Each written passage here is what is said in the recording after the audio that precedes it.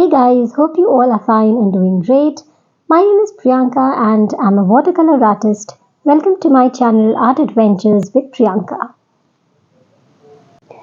I was painting this beautiful bunch of flowers which I thought would be great to share with you. So let's start our tutorial on something similar. Here I'm doing the color story in blue. You can do your own color story, any color of flowers, any kind of flowers that you want. Let me take orange this time. For the flowers, I'll use the concentrated color dot technique, which I had also shown in my previous tutorial.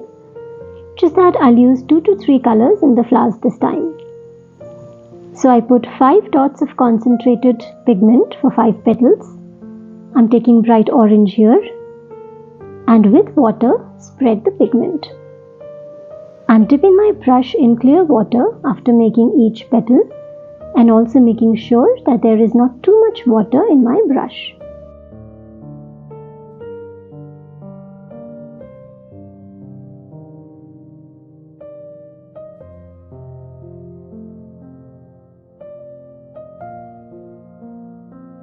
So after the petals are done, I'm putting the same bright orange pigment in the center.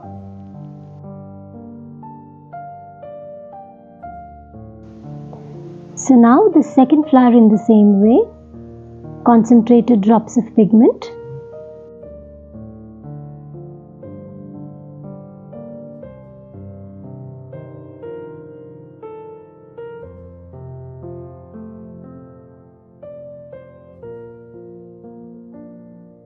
And now in the center of the flower, let me give red.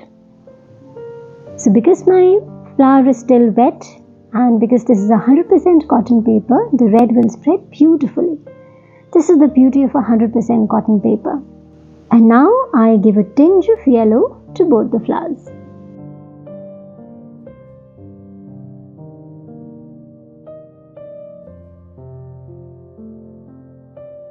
Same way you can do 2 to 3 more flowers. You can use any bright pigment and give the shading of a complementary pigment with it.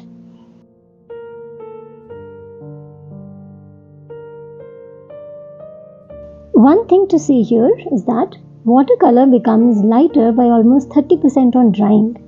So if your flowers feel lighter, you can further give a layer of any darker tone on it.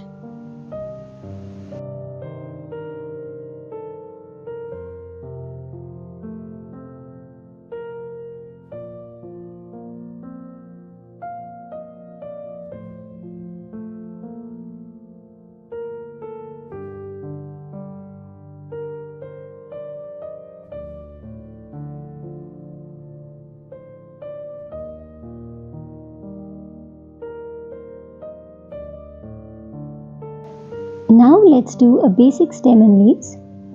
I'm not restricting myself to greens here, so you can also explore any colors that you like. So just see how I'm working with my brush. Very light and thin hand for the small stem, then press for the body of the leaf, and again gently lift your brush to do the tip of the leaf.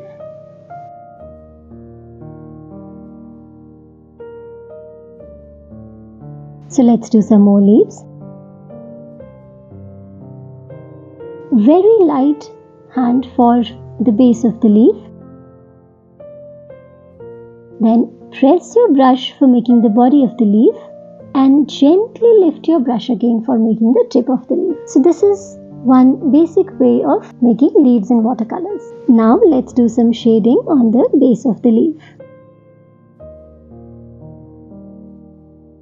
You can do as many leaves as you want.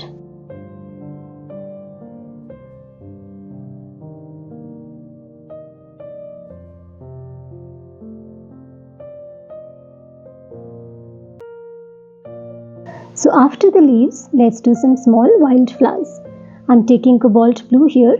Of course, you can take any complementary color that you like. So very loosely, I just do the shapes of the flowers.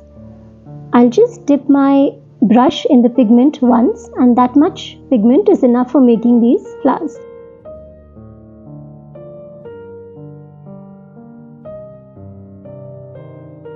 So once these loose flowers are ready, I will give a touch of darker shade and leave these to dry.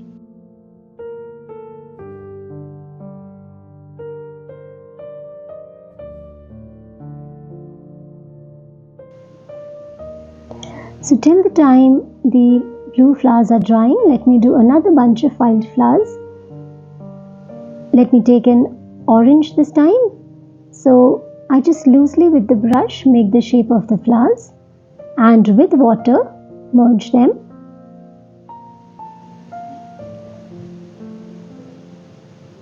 Let's give a touch of yellow to the tip of the flowers.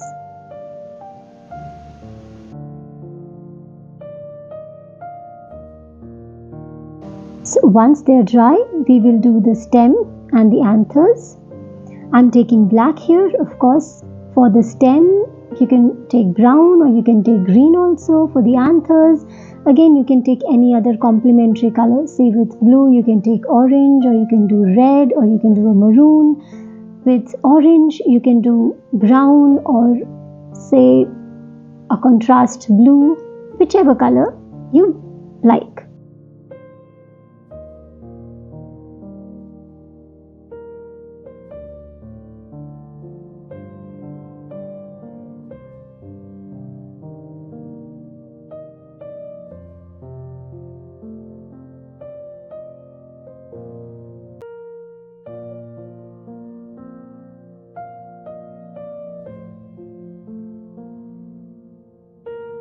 We also do a touch-up layer for the leaves once the base layers are dry.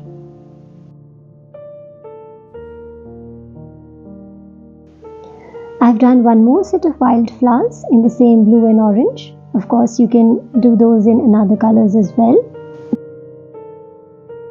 Just remember that the touch-up for the stem and the anthers, which I have done in black again, will be done only once the layer for the flowers is dry.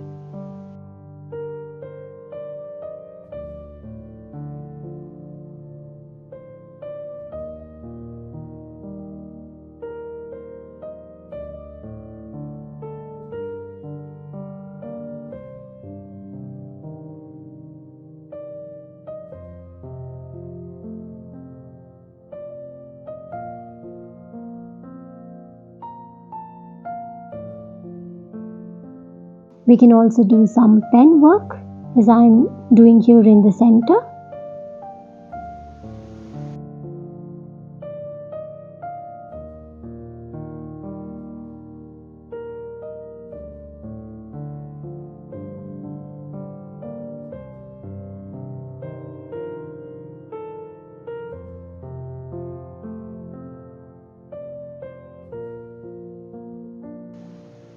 So our flower composition has almost taken shape now.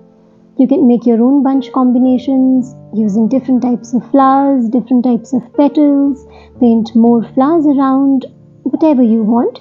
This is just a small example that I have shown.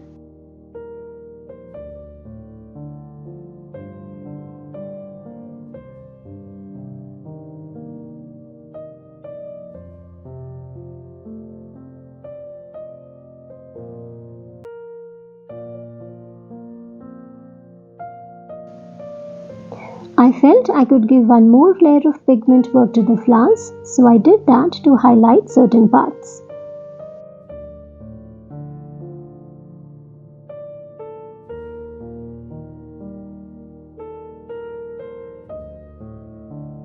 So once the composition is done, and in case it appears dull or incomplete, we can always add more layers of pigment on it to give it a pep and fullness.